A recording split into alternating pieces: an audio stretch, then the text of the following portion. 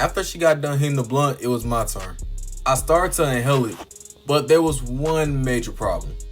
I hit it a little way too hard. Then, shortly after. What the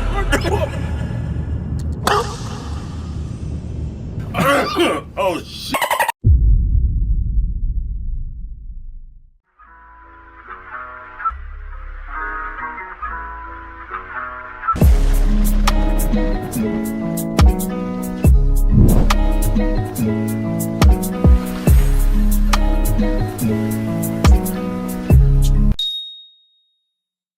Have you guys always wondered what it's like being high for the first time? Yeah, me too. Since I was younger, I always thought weed was a no-go. But as I got older, I realized something. Things do tend to change over time. And I heard a lot of different opinions from other people about being fried. Some people say they feel relaxed and nonchalant, while others ends up having a panic attack. A really severe one. I also got a little advice. If you ever decide to try out gas, make sure that you're mentally, and I repeat, mentally stable.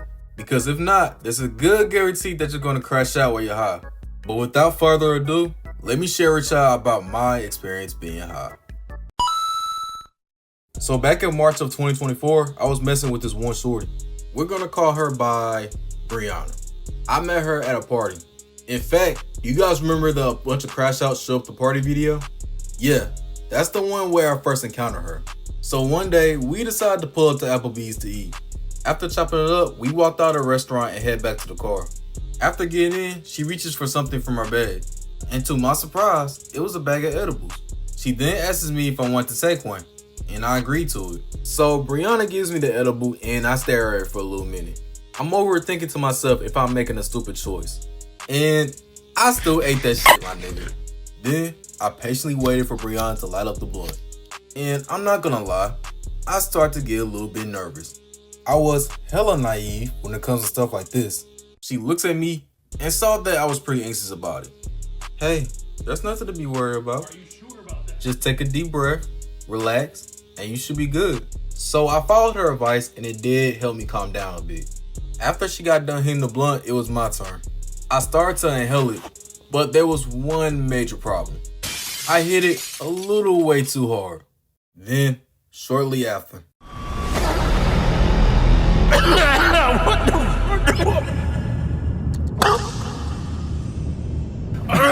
Oh shit. I was fighting for my life so hard, my G. But luckily, I was starting to catch my breath and things got back to normal. So after taking a few more hits, I thought to myself, sheesh, I wonder how I'm gonna start acting up once I'm fried. Yo, Brianna, how long you think it might take till the high starts to kick in? Her response was, give it around the 30-minute mark. That's when you should be able to start feeling it.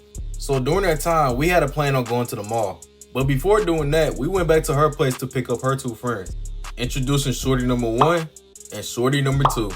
These two are a bad influence. Let me put in as much detail and explain to y'all why I said this. They thought it would be a great idea to hotbox the entire car. And the main reason why they did this was to intensify the high. Boy, ain't no way, boy.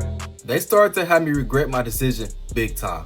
But I did put myself in this predicament, so I can't really turn back now. So about 30 minutes passes by and we arrive at the mall. It took us about 5 minutes to find a good parking spot. When we finally found one, I was starting to get a little aggravated. Hey, how much longer do I have to wait? When I tell you I feel like I got hit by a damn semi-truck, this tree got me good. This had me feeling like I was driving a freaking Mario Kart for a second. So, did it kick in? Oh yeah, I'm definitely feeling it, alright. So we didn't waste any more time and we started walking inside. And bro, this whole entire time, we was dying. It was so uncontrollable to the point I couldn't breathe. So about 5 to 10 minutes of nonstop laughter, we kept walking around the mall. But the girls got too distracted by this clothing store midway, so we decided to give it a visit. So while the two other girls were together, I went to go check on Brianna. We were minding our own business looking at some stuff until the unexpected happened. Hit me! I dare you to put your hands on me! Sir, I'm gonna need you to calm down. Don't you tell me to calm down! Look, I don't got time for your bullshit today, man. Then stop talking and start playing. Bro, all this commotion is really unnecessary at the moment. Seeing the security guard go at it with the customer, yeah, that was definitely the main highlight of the day. But shortly after all that happened, all 4 of us decided to leave. Right after I dropped the girls off, I started driving myself back home. And to be honest with y'all, I thought I would be freaking out during the whole car ride.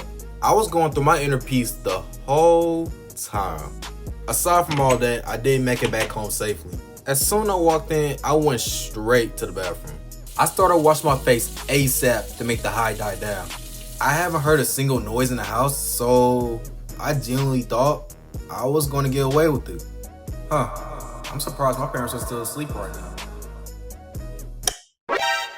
Oh, hey, honey, you made it back home. And at that exact moment, I knew I was So yeah, moral of the story, if you think you feel like you're being peer pressured, it's okay to say no. Because at the end of the day, you continue on being a better person than what you originally were.